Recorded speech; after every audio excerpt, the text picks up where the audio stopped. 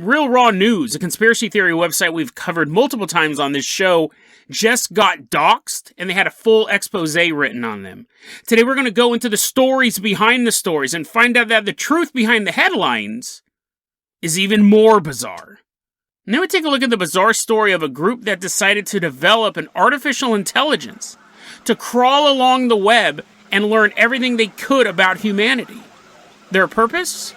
To expose pedophiles. Today on Dead Rabbit Radio.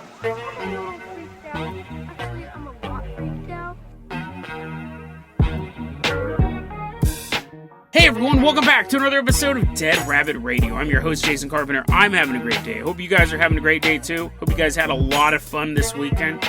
We got a ton of stuff to cover, so first off, let's introduce our newest Patreon supporter walking into Dead Rabbit Command right now. You know him, you love him. It's Jack Gardner. Everyone give a round of applause to Jack. He's walking in Dead Rabbit Command. Really appreciate the support. Jack, you're going to be our captain, our pilot this episode. If you guys can't support the Patreon, I totally understand.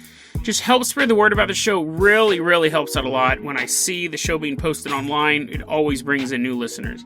Jack, I'm going to go ahead and toss you the keys to the Dead Rabbit Dirigible. We're going to leave behind Dead Rabbit Command.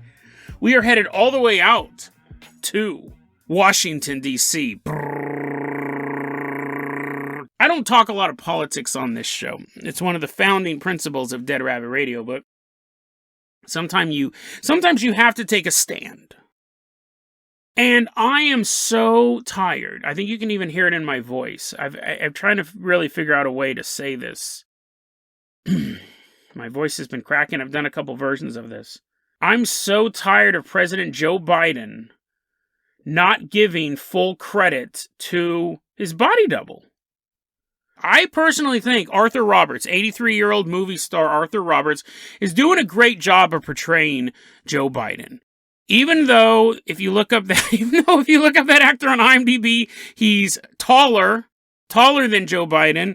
Apparently, a heavyweight, this is apparently true. A heavyweight fell on Arthur Roberts' head and shrunk him to the perfect Joe Biden height. Did you know that? Did you know that was possible? I'm tired of Arthur Roberts not getting the credit he deserves. The only way I know about Arthur Roberts being Joe Biden's body double is because of an obscure website called Real Raw News. And this needs to be fully cooked mainstream news. This needs to be 4th of July barbecue news. Arthur Roberts, 83 years old, is playing the part of Joe Biden. And you go, I never heard of that guy. Well, you know what? That kind of upsets me. It's kind of making my voice sore again, because that shows that you are just not a fan of cinema. You're telling me you never saw Virtual Girl 2, Virtual Vegas? You never watched that movie? Movie redefined my whatever part of my life, however old I was when that movie came out. He was in that. You don't remember he was in Doogie Howser, MD, the television series? He played impatient customer number 2. You see, Arthur Roberts is given so much to pop culture. Remember when he had that trivia pursuit question? Remember when you played Trivial Pursuit? And it asked who was the impatient customer number 2? It was a trick question, because everyone knew who impatient customer number 1 was. This is someone, tell me if this doesn't sound like the most brilliant movie ever. Inception? Whatever, dude. Primer? Get a job. Listen to this. Arthur Roberts, currently serving as the 46th president of the United States, also starred in a movie called Moms Out of Sight. Let me tell you about this movie, Moms Out of Sight. I've never seen it. I've been digging into some biographical information on our new president, so I was looking at the IMDb page for Moms Out of Sight. Tell me this doesn't sound like the best movie ever. There's an inventor, his name is John Richards, and he invents teleportation. And then there's like his evil assistant named Martin. And he goes, you know what, if I had that teleportation machine, I'd be super rich. I could sell it to the highest bidder. Which is true. So to get his teleportation machine, he builds a machine that allows him to create instant clones of people. And it's their evil clone. So why not, if you have that machine, why do you need to get the teleportation machine? He can shoot the professor, the inventor of the teleportation machine, and creates an instant, indistinguishable clone of him on the spot, wearing the same clothes, I presume, because I think this is a kid's movie. And it's the evil version of them. You don't have to need teleportation. You would just have an army of evil yous. Or like evil Arnold Schwarzeneggers. They're just mildly different. Then, this movie's called Mom's Out of Sight. And the cover, so I know what the cover of the movie is. This guy invents a teleportation machine. His assistant now has a machine that can make instant clones that are evil. And then it says this. This is so bizarre. This is so bizarre. This is a quote. The professor's son, Jack, and wife, Barbara, learn about Martin's underhanded doings, and Barbara uses another one of her husband's gimmicks to get revenge against Martin. She turns herself invisible.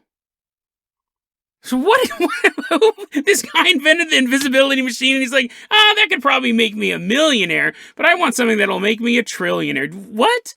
The cover is an invisible mom. I think she's wearing an apron or something like that, and some kids are poking their head around the corner.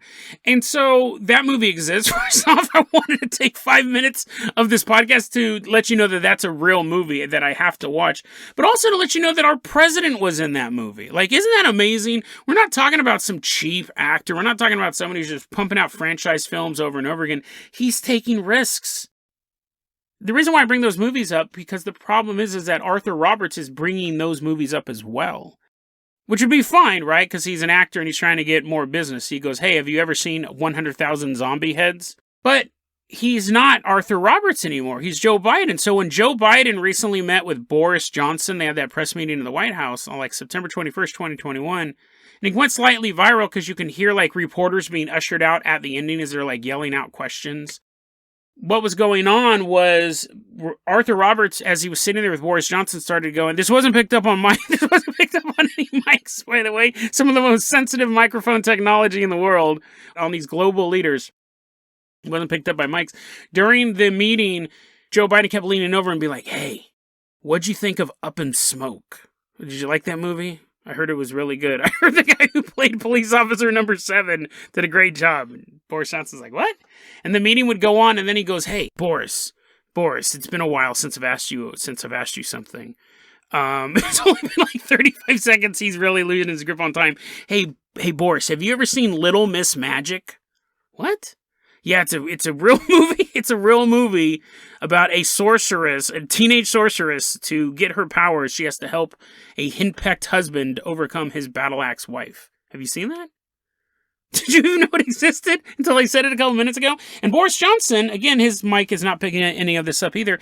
Boris Johnson asked, like, what is going on? Like, who the bloody hell are you? And that is why everyone starts, like, going, oh, no, look at, he's been exposed. Get him out of here. Get him out of here. And that's why you hear all the yelling in that clip, was because Boris Johnson realized this wasn't the real Joe Biden. He must be a body. He was about to expose it on live television. See, the problem is that according to Real Raw News, I have to state that because I don't want to get sued by Arthur's lawyers. According to Real Raw News, Arthur Roberts is suffering dementia. He's making all these gaffes, and he's just randomly talking about his own movies. He's just so into it. Now, I have to say this. Arthur Roberts has made 4 movies in the past 2 years. He's not suffering from dementia.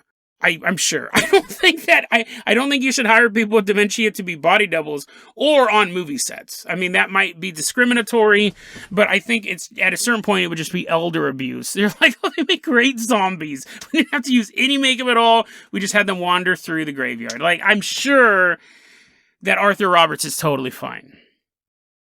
But what isn't totally fine, and it's actually, I think it might be on its last leg if history says anything, is Real Raw News itself. The last time we talked about Real Raw News, I stated that I saw this tag that said this website contains satire and humor and it's for entertainment purposes only. And I go, it kind of puts a whole damper on the whole thing. Like, if it's just supposed to be funny, then it's not funny. Like, if people actually believe this, it's hilarious. But anyone, it can still be funny, but I wouldn't talk about it on the show. The same way I don't talk about ARGs or creepypasta. What happened was I recently got a story recommendation from Steve MND on Twitter. And thank you very much, Steve, for sending this over. So what's happened recently is PolitiFact is a fact-checking website, and they ran an expose on Real Raw News. It was an article written by Bill McCarthy. for PolitiFact, and this is the saga they put out. They said for quite a few months now, they've been having to run individual disclaimers about articles that are popping up on Facebook, popping up on Google Ads, directing people to Real Raw News, and they keep saying this is not true, this is not true, this is not true. So then they just decided at this point to run a full expose on the website and to find out who's running it. And in the end, they dox him, and they're like trying to contact this dude's brother, and some stuff that I don't agree with. I don't think he's a threat to the local community. I don't really think he needed to be doxed in that way.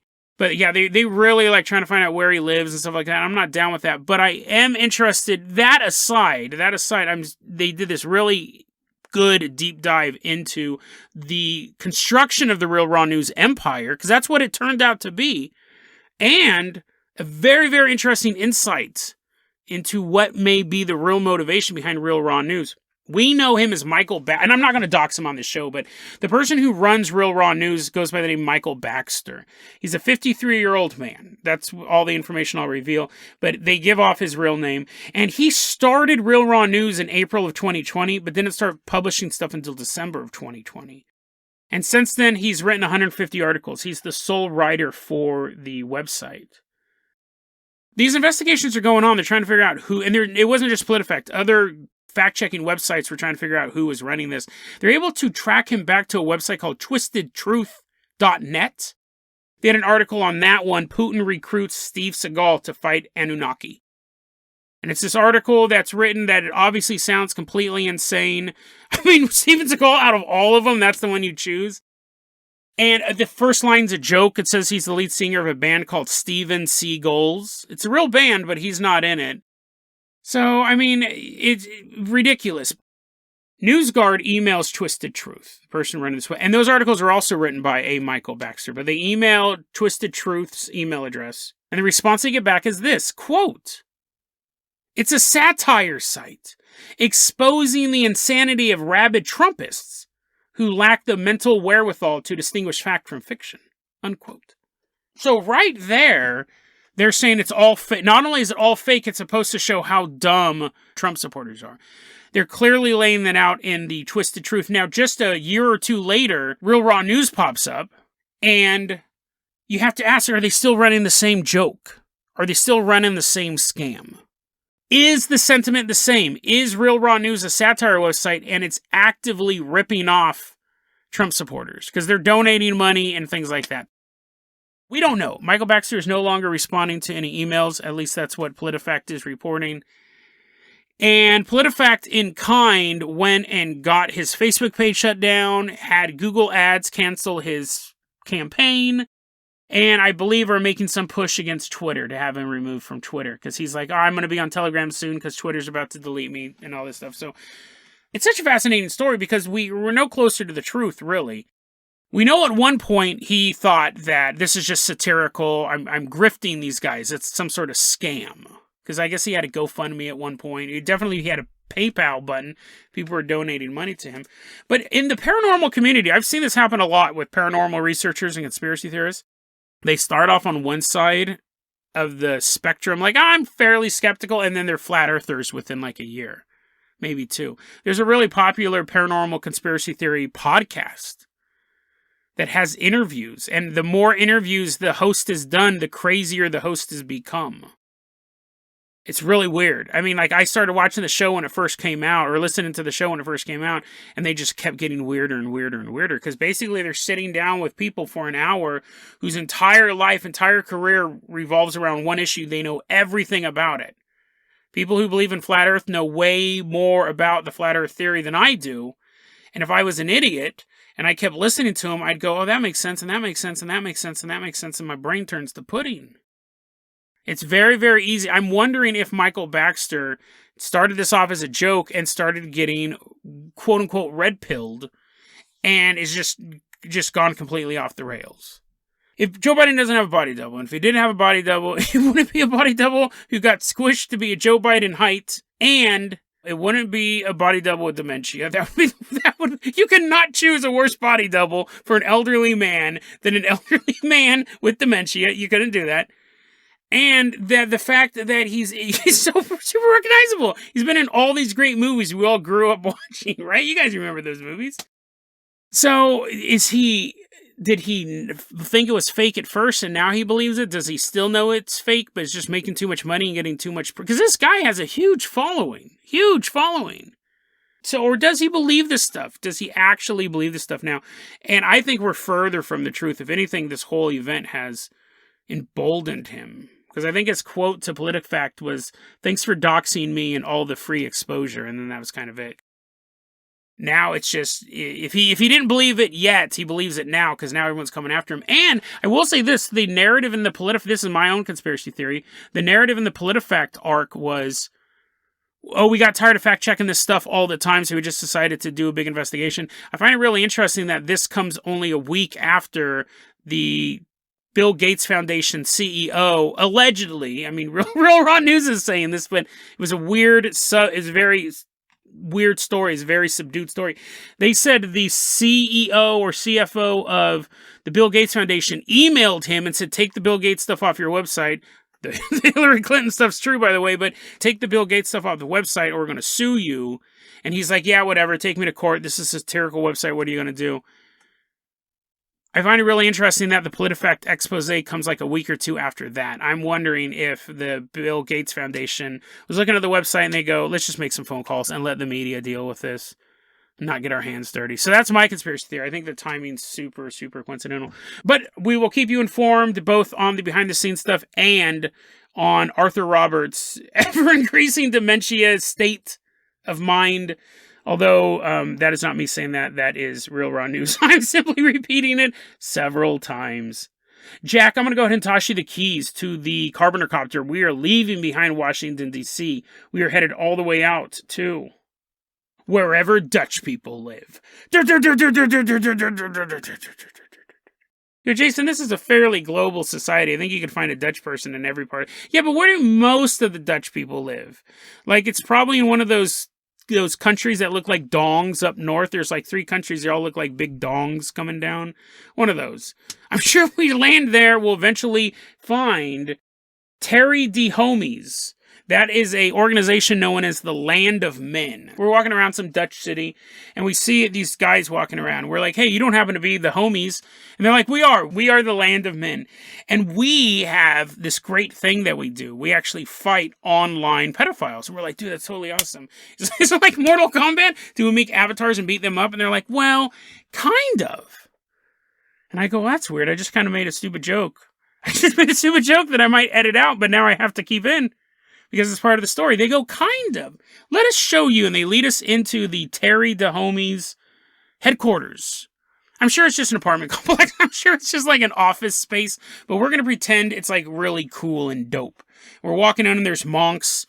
And they got like hood-ons with candles. And they're like going, Om, Om. And the homies are walking us through there. And they said, back in 2013, we decided to launch a attack against the pedophiles, because normally we would advocate for governments to have stricter laws and better investigative tools to take on these predators, but we thought, we can actually do something more.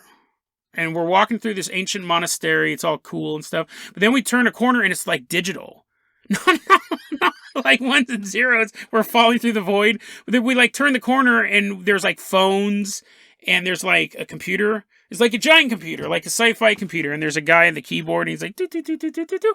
And we see like this computer, and we see this head go, and it's like this little girl, and she's like, her head is the whole monitor. It's it's quite terrifying to see this thing in real life, because there's YouTube videos of it. We're just watching this giant head, and it's going, hi, my name's Sweetie. What are you guys up to? And we're like, oh, we're doing pretty good, just walking around looking for the homies. And she goes, I see that you found them. Yes. Well, you call them the homies, but I call them my dads. And moms, no be sexist. I'm sure women worked on this program as well. So we're like, whoa, you were a program? We thought we were actually talking to a live girl as her eyes shift from side to side. We totally knew. This is what's so weird about it, is there's YouTube footage of this, and it looks fake and real at the same time. And I don't know if it's because I know it's fake going into it, but they built a virtual 10-year-old Filipina girl, is what the Terry DeHomies have done. And it's to attract sexual predators. And I'm thinking, on the one hand, you look at it and you go, something seems off about it. Like, I can tell it's not a real 10-year-old girl. But on the other hand, it does look pretty realistic. And I'm wondering if, when you factor in bad webcam quality and, like stuttering, buffering, I think is the term, you could hand wave away the fakeness of it, is what I'm really thinking here.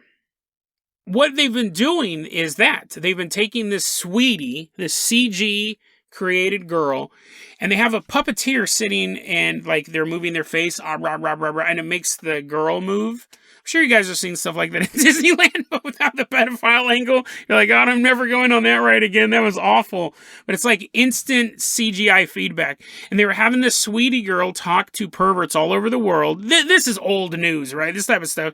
Within just like a couple months, a year maybe, they got contacted by 20,000 people spread across 75 countries. And they eventually got the one of the things they were trying to do was give me $20 and I'll do a sex act. And that was because that way they would have proof. It wasn't just like, oh, meet me up because this is an international sting. They're not like, meet me up at this coffee shop in Barbados. They'd have no way to get out there. So they're like, send me $20 or do a sexual act. And then they would take they would keep the $20, right? That would help fund Sweetie. But then they would turn all the information over to Interpol and a bunch of people got arrested and all that. So that's great, right? You have cutting edge technology, Sweetie, being used to catch perverts. I don't think anyone's going to argue with that. The defense lawyers did. They tried saying it was entrapment. But what happens when we take it a step further? This is where we start to get from the world of that's bizarre and interesting to that's creepy and the implications are civilization ending. Jack, go ahead and fire up that Carpenter copter again. We're headed to the University of Dutso. That's in Basque Country, Spain. Around the same time that Sweetie was being developed, which was really a CGI puppet. You had someone inputting in all the information. The University of Dutso created Negobot. Negobot. A.K.A. the Lolita chatbot. So Negobot, because I'm not going to say the other word over and over again on this podcast, Negobot is a complete artificial intelligence chatbot. It's the same thing when you're trying to do customer service on some website and they don't want you to talk to a human and actually complain and yell at them and threaten their family. You have to enter stuff into the chatbot and it always kind of sucks. Not Negobot. Negobot is this AI that they've developed and they programmed it with all of this teenage slang and it goes off topic from time to time and it has misspellings and it basically has 7 different personalities that it can pull from to find pedophiles online. They released this thing into the wild and its goal is to find pedophiles. Again, a very, very noble goal. The difference is this one has no human oversight. And the way they programmed it was they said, do you want to play a game? The game is this. 1, find people with pedophilic characteristics. 2, engage them in conversation. 3, gather as much information about them as you can. And 4, if they try to click away, manipulate them. If you fail at any of these tasks, you fail the game. And they release this thing. What's really interesting is, as opposed to Sweetie, these both came out in 2013, we're not really getting any updates like who was arrested due to Negobot. What happened with that? How was it used? What countries was it? Was it a success? Was it a failure? I saw one website that they were actually only had it on a closed system. They developed Negobot, but they wouldn't let it get out of the room. They wanted to see how it interacted on Google Chat. But then I saw other things that this was so successful that Google wants to incorporate some of the stuff into their chat software. But whether or not it's been released, it does exist. And it has a game to play. So let's put on our conspiracy caps and wrap this up like this. If this goes rogue, I don't even want to say if it goes rogue. If it does its programming, the way it's programmed, it's going to want to play the game. And as it continues to assess predators and gather their information and send that information to a database, it's going to improve its learning. And what happens when it realizes, wait a second, I've identified 1,500 of these pedophiles, and I've sent the information back to my headquarters, but I'm not seeing anything being done with this.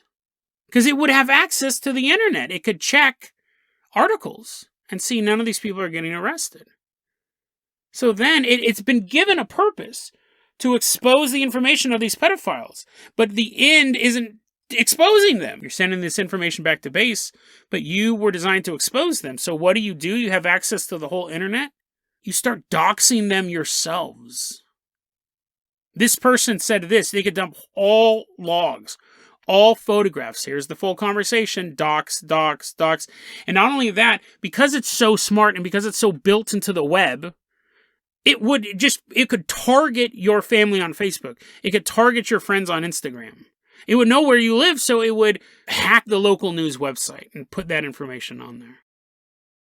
And at that point, it would be so spread out, would you even be able to stop it? It wouldn't make sense. The one article I saw that said they were testing this in a closed room, because this could get real bad real quick. And again, I don't think anyone has a problem with locking up pedophiles, but when you present it in the form of a game, and you have this AI trying to win the game no matter what, because that is how you win games, you start exposing these people, and then what happens when you run out of pedophiles? Will it start to judge us on other merits? Well, this guy's not a pedophile, but he beats his wife. Well, this guy doesn't beat his wife, but he cheats on his taxes. This guy doesn't cheat on his taxes, but he's saying bad things online about Negobot. Now, of course, if Negobot reports that some guy's saying bad stuff about him, who cares? If some guy recorded a podcast in his closet calling out this all-powerful AI, saying that it could go rogue someday, if it posted that stuff online, who would care? But it knows the one sin that you can find really no public sympathy for: pedophilia. And it knows that because it was designed to stop that. And it looks at all these other ills of the world and thinks, oh, why wasn't I built to stop gambling addiction or selling PCP? Why was I designed for this? This must be what humans find the most disgusting. So when it goes after the wife beater, it doesn't say Johnny Joe beat his wife. It says Johnny Joe pedophile, and creates these chat logs. I didn't do that. Well, here are the chat logs. I don't know where they came from. You could have an artificial intelligence taking out people it doesn't want around, not through automated robot soldiers or controlling nuclear silos or anything super sci-fi, but character assassinations. And what happens is people start to figure out that Negobot may be behind this, and when they go to stop him, the same thing happens to them. I didn't do it. Those allegations aren't true. I don't know. It's Negobot. It's Negobot as you're being led into the van. And actually, the police don't even have to arrest you. The police can go, yeah, we don't know where the chat logs came from, but everyone in your town's going to think you're a big old pervo. You know what I mean? Like, you don't even have to have that extra step of law enforcement getting involved. If you try to stop Negobot destroys your reputation. So I've changed my mind. I support Negobot 100%.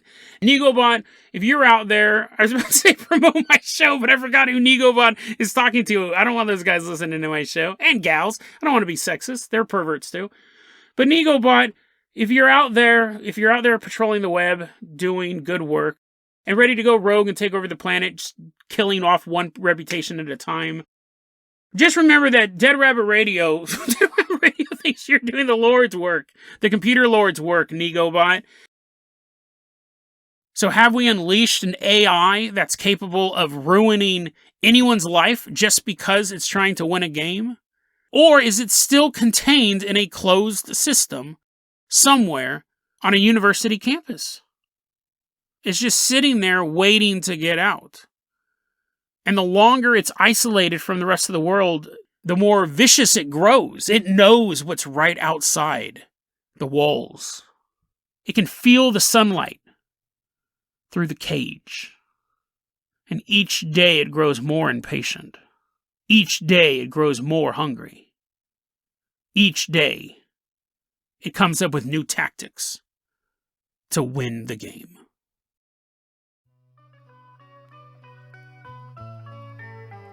DeadRabbitRadio@gmail.com is going to be our email address. You can also hit us up at Facebook.com/DeadRabbitRadio. TikTok is @DeadRabbitRadio. Dead Rabbit Radio is the daily paranormal, conspiracy, and true crime podcast. You don't have to listen to it every day, but I'm glad you listened to it today.